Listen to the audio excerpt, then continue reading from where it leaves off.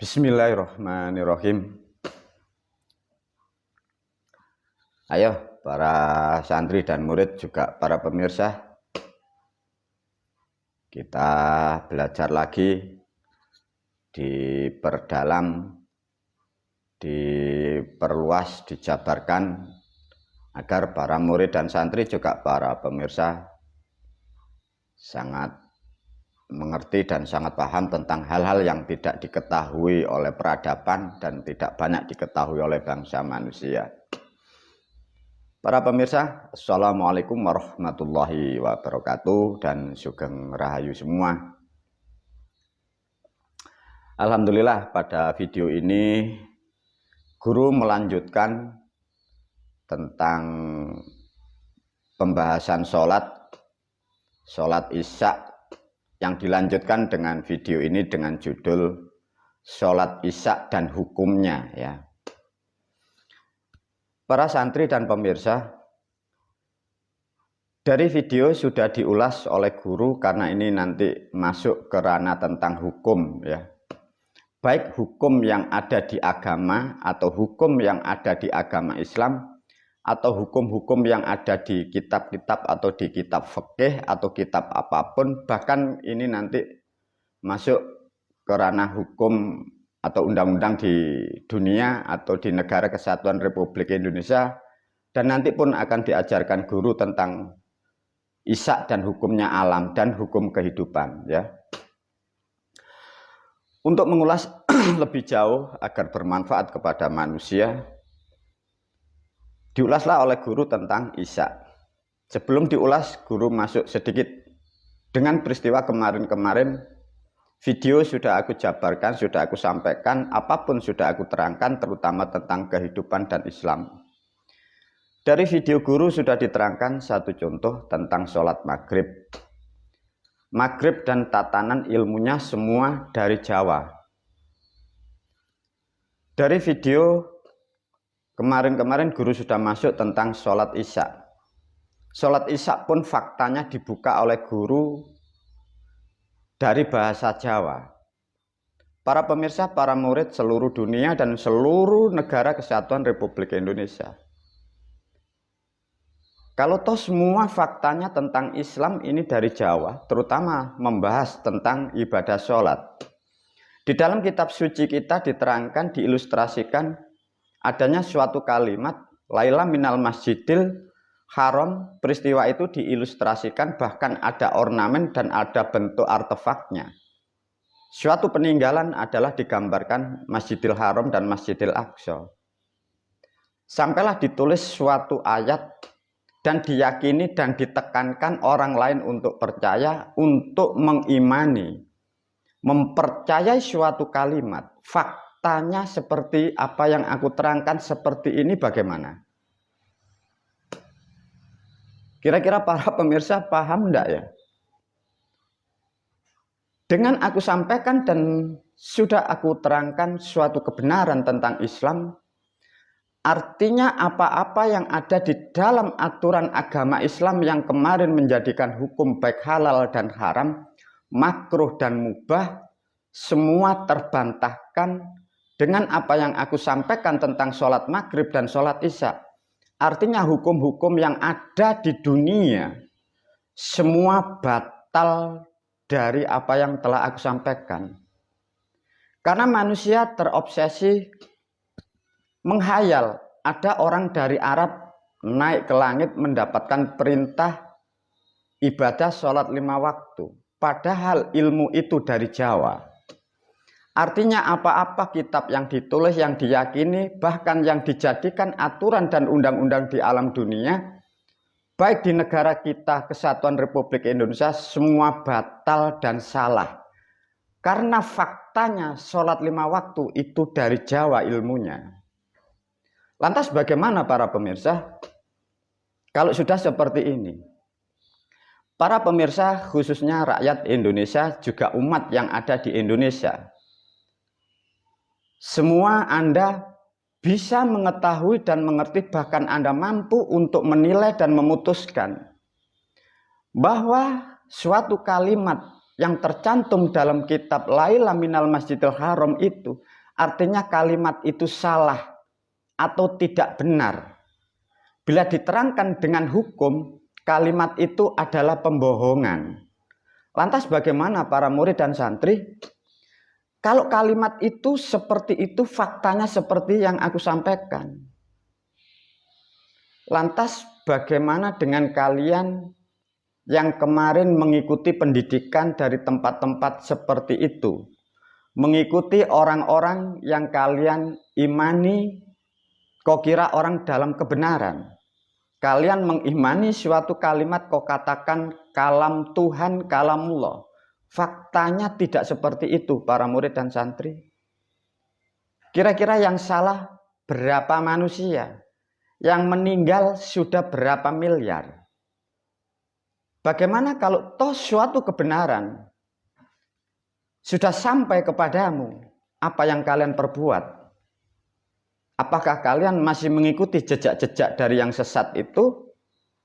Ataukah kalian akan meninggalkan hal-hal yang menyesatkan seperti itu?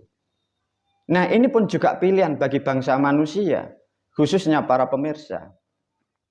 Satu contoh dari video yang pertama sudah aku terangkan, bahwa isya adalah bahasa Jawa, maknanya isakno, maknanya penting.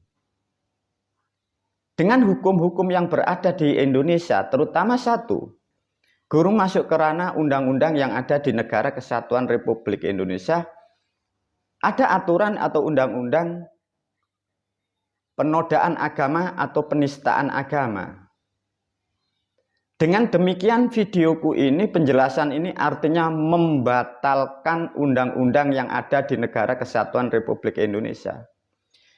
Bila yang aku sampaikan semua videoku yang menerangkan tentang Islam dan sholat, bila undang-undang yang ada di Negara Kesatuan Republik Indonesia masih dijalankan dan tidak dihapus, artinya yang menjalankan undang-undang itu dan negara itu, dia dalam kesesatan dan dia dalam kesalahan. Artinya rakyat dan seluruhnya umat bisa menuntut kepada negara, karena sudah tahu dan mengerti bahwa agama yang dilindungi di negara kita adalah agama yang hoak, agama yang salah. Lantas dengan adanya kebenaran apa yang Anda lakukan? Demikian juga menyikapi tahun-tahun yang akan datang. Bagaimana kalau pemimpin yang akan datang, bila sudah tahu suatu kebenaran, bila yang dilakukan itu suatu kesalahan, tidak kalian tinggalkan, artinya Anda adalah perusak negaramu sendiri. Bagaimana kalau nanti rakyat dan umat akan menuntut kepada bangsanya dan negaranya? Bagaimana kalau murid nanti menuntut kepada gurunya bahwa yang diajarkan oleh guru-guru kita selama 600 tahun, 1400 tahun semua adalah salah?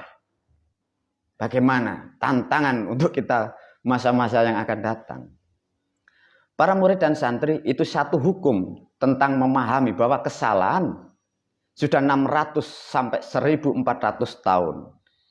Tapi semua ini pun juga bukan kehendak kalian.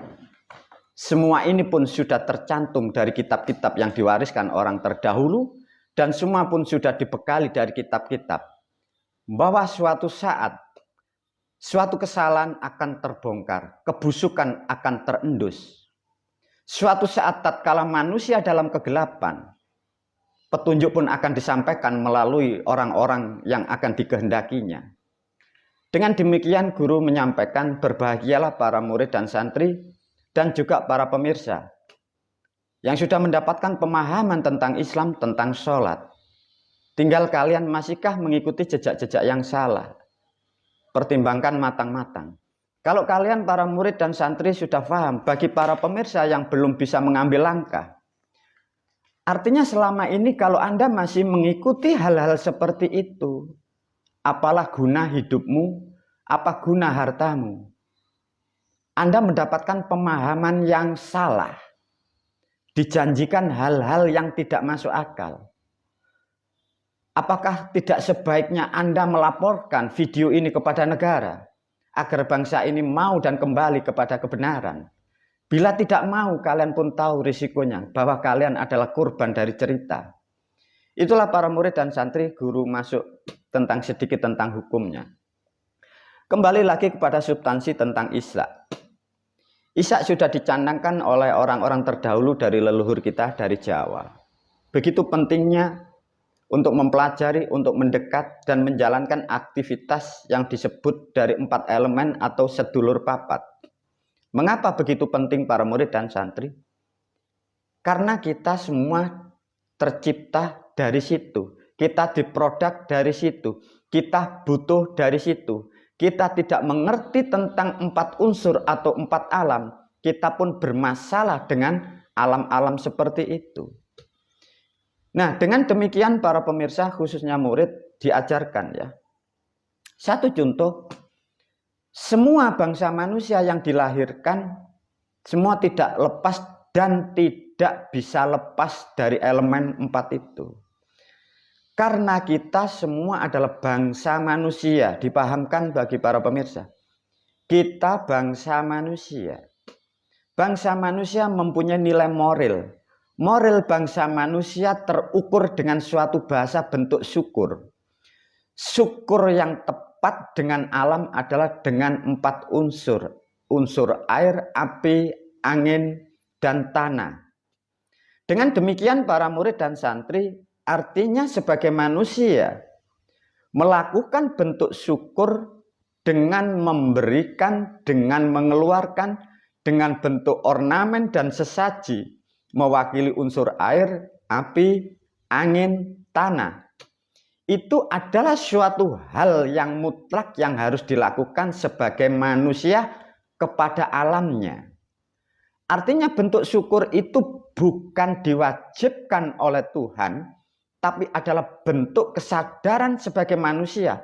Karena jasanya alam itulah kepada kita. Dengan demikian para murid dan santri juga para pemirsa. Artinya kalian kita semua melakukan bentuk syukur kepada alam. Kita tidak boleh meninggalkan bentuk simbolis atau benda atau alat yang harus kita sediakan. Satu contoh, ada air bening atau air putih sebagai bentuk syukur kita kepada dewa air atau alam air. Sama juga dengan adanya lilin atau api. Sama juga ada pembakaran dupa atau kemenyan. Itu sebagai unsur dengan mewakili angin. Unsur tanah diwakili dengan suatu bentuk buah atau makanan atau juga bisa nasi. Artinya semua itu bukan perintah Tuhan. Tapi dengan sadar dan mengetahui dan mengerti bentuk syukur manusia kepada alamnya, manusia melakukan hal-hal seperti itu. Lantas bagaimana bila manusia tidak melakukan hal seperti itu? Manusia itu akan menerima risikonya. Mengapa? Karena manusia sudah diberikan banyak hal dari 4 unsur itu. Tinggal melakukan bentuk syukur, mengapa tidak mau? Semua akan menanggung risikonya masing-masing. Dan siapapun yang mau melakukan, semua pun mendapatkan balasan sesuai apa yang dilakukan. Namun untuk melakukan itu masih banyak hal, acara dan bahasa. Dan melakukan hal-hal seperti itu pun masih terukur dan ada ukurannya. Yang dimaksud ukuran para murid dan santri, satu contoh, dalam satu pribadi atau rumah tangga, mungkin bentuk airnya sedikit, mungkin bentuk apinya atau bentuk lilinnya kecil. Namun bila sudah menjadi sekup besar atau berjamaah atau suatu budaya suku, atau budaya dalam suatu negara, artinya dibutuhkan bentuk perapian yang besar. Itulah hal-hal yang sangat bermanfaat bagi bangsa manusia untuk melakukan hal-hal yang bermanfaat untuk kehidupan di dunia. Namun jangan lupa para murid dan santri, bila sudah paham ini artinya untuk kebutuhan lilin, dupa atau kemenyan atau sesaji apapun, kembali lagi guru menerangkan bahwa itu bukan perintahku, bukan perintah gurumu. Aku hanya menerangkan itu adalah kebutuhan Anda semua demi untuk kehidupanmu, untuk tubuhmu, untuk ragamu, untuk kehidupan keluargamu. Dan setiap manusia membutuhkan hal-hal seperti itu. Tinggal kalian para murid dan santri dan juga para pemirsa mau mengambil langkah atau Anda masih ingin terbodohi dan Anda ingin tersesat dari orang-orang yang kau yakini dari pendidikan-pendidikan yang tidak bertanggung jawab di luar sana. Itulah para murid dan santri tentang hukum-hukum Anda harus paham. Semoga apa yang aku sampaikan betul-betul Anda bisa mengerti. Jangan sampai salah memahami bahwa kalian dididik oleh guru, diajarkan seperti itu diperintahkan atau ditekan oleh guru, bukan ya. Itu keperluan Anda semua. Aku gurumu mengajarkan agar kalian jangan rugi, Anda jangan banyak mengalami hal-hal yang mengena tentang kehidupan. Karena 4 elemen itulah faktanya yang mencukupi, yang menyediakan, yang mengatur siklus kehidupan bagi bangsa manusia. Baik siapa dan apapun yang ada di muka bumi. Dengan demikian para murid dan santri sangat paham, sangat mengerti. Dengan demikian apa yang Anda harus lakukan bagi kalian yang masih terjebak? Satu contoh, guru menyinggung tentang kebiasaan, tradisi, atau di era sekarang yang masih dilakukan. Berapa manusia yang melakukan dan berkelompok dan bergerombol, membuat jamaah-jamaah yang mengatasnamakan Islam perintah dari langit. Faktanya terbantahkan. Sesungguhnya yang dimaksud Laila minal Masjidil Haram itu adalah ilmu dari Jawa. Bagaimana jamaah-jamaah di sana? Bagaimana manusia yang didogma disuruh untuk membantu agama Tuhan atau agama Allah, sedangkan agama itu adalah agama yang salah, dari substansi yang salah. Apa yang kalian harus lakukan? Apakah Anda tidak bertanya kepada guru-gurumu? Apakah Anda tidak bertanya kepada para pemimpin bangsa dan negaramu? Bahwa sesungguhnya kita Anda semua satu bangsa, satu negara, dan seluruh umat terpelosok dari cerita-cerita yang salah sudah 600 sampai 1400 tahun masa lampau. Masihkah kita Anda para pemirsa mengulang dari kesalahan, menjalankan kebodohan, sehingga kita semua rugi dalam kehidupan berbangsa dan bernegara. Wabillahi taufiq wal hidayah wa ridha wal inayah. Assalamualaikum warahmatullahi wabarakatuh.